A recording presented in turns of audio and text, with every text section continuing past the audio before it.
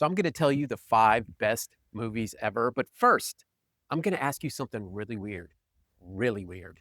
And it is, does art even exist? Because the argument has been made that all art judgment is equal.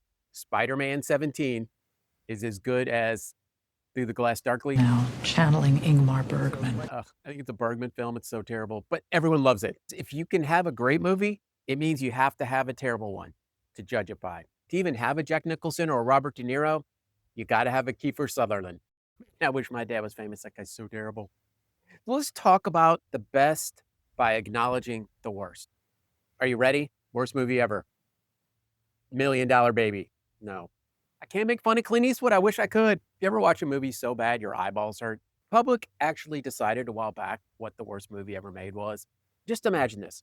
John Travolta film, worst directing, worst acting, worst writing, worst everything. You ready? Pulp Fiction. No, can't make fun of Tarantino either. Tarantino seriously is like an overcooked steak. I'm just saying, but it's not him. The worst movie ever voted was a John Travolta film called Battlefield Earth. And it got such bad reviews, I didn't even dare to watch it. There's a lot of really terrible movies out there. And it comes from this relativist perspective that all art is equal. There's no great films. It's just how you see it. Do you ever see, this is a great example. Do you ever see that plastic good guy, bad guy superhero junk film?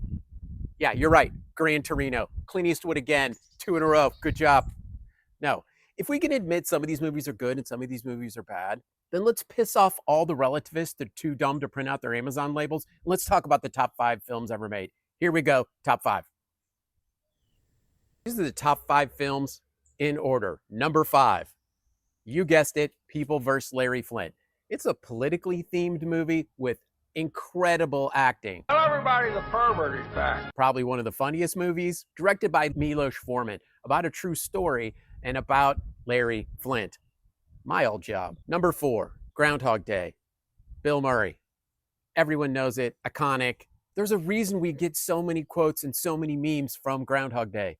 That about sums it up for me. It's the first in a long series of this theme about reliving your life. Remember, Nietzsche said we all live our lives eternally, or we should live our lives like we live them eternally. Never kind of understood that, actually.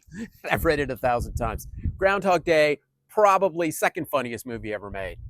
And there's something about the acting, the directing, and some of the plot movements in Groundhog Day, the way it shifts between things that are actually relevant and serious and then ridiculously absurd. Groundhog Day, number 4. Number 3 best movie?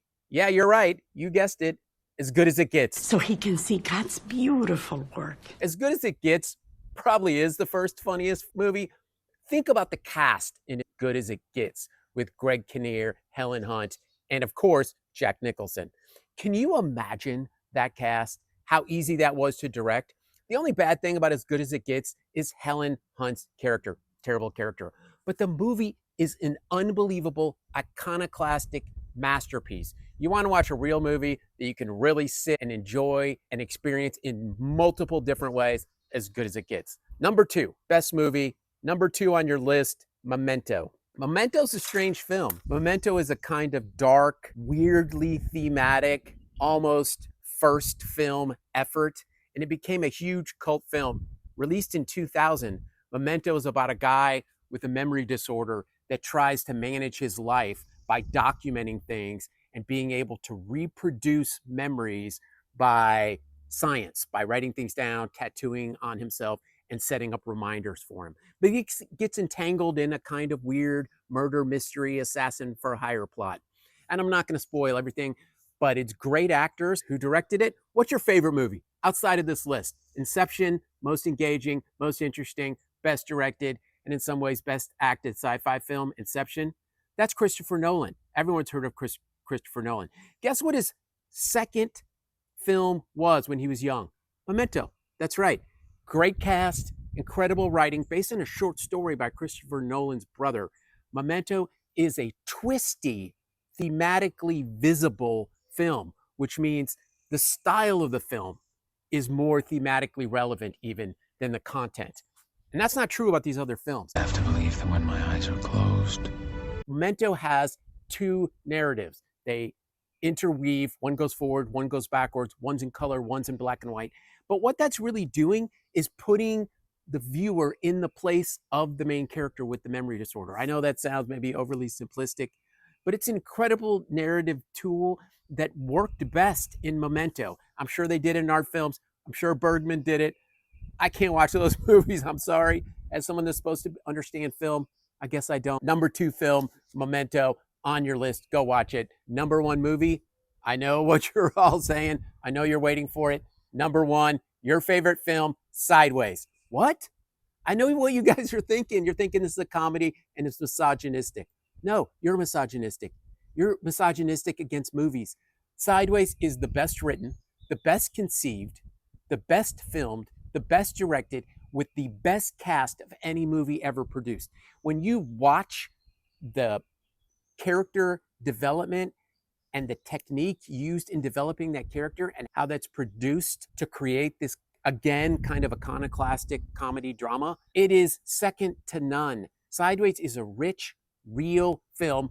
Granted, does have a theme that beats you over the head, but the theme is real, the theme is visualized, and the theme is explored deeply, even though it's also beats you over the head.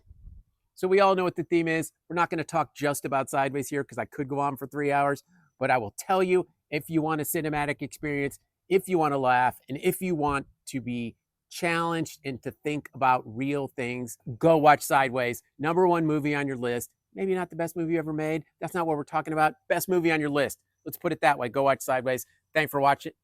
I think of a man, and I take away reason and accountability.